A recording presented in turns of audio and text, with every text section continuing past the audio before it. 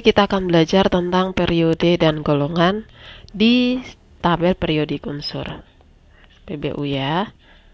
Nah, ketika kita melihat tabel periodik, berarti kita bisa menemukan golongan dan periode dari tiap unsur.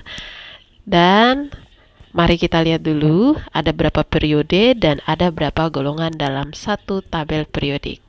Yang pasti periode itu ada 1 sampai 7. Jadi periode ada 1 sampai 7. Golongan itu ada golongan utama, ada golongan transisi, dan golongan transisi dalam. Nah, golongan utama ada golongan 1A sampai 8A. Itu golongan utama. Kemudian kalau golongan transisi, golongannya 1B sampai 8B.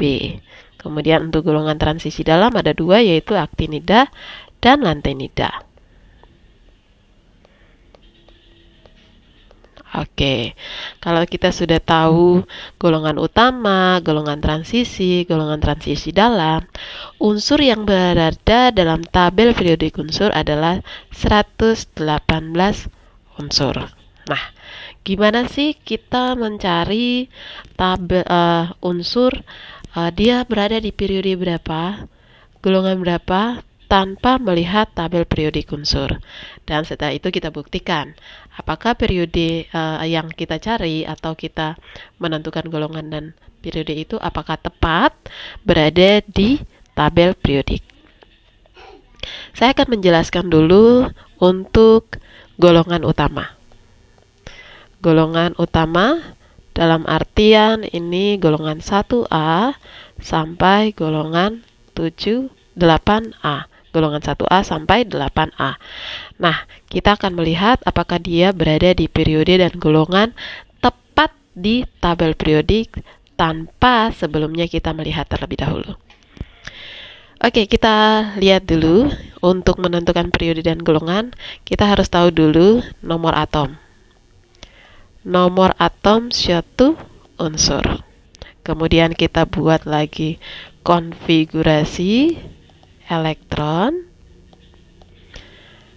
dan juga ada elektron valensi dari unsur tersebut. Ini ya, nomor atom, konfigurasi elektron, dan elektron valensi. Nah, sekarang kita coba ya pemisalan K19. Kita buat dulu 1S2, 2S2, 2P6, 3S2, 3P6, 4S1. Nah, ini merupakan elektron valensi. Kemudian mari kita lihat jika elektron valensi 4S1, maka angka di depan ini dinamakan periode. Yang ini adalah golongan. Yang ini adalah blok. Berarti 19K atau K19 itu terdapat dalam golongan 1A, karena kita masih membahas tentang golongan 1A. Kemudian periode 4 dan blok S.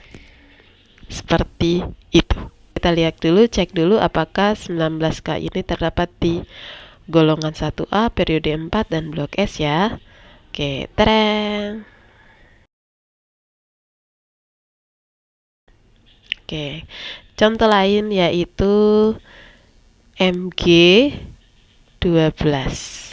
Berarti 1S2, 2S2, 2P6, 3S2.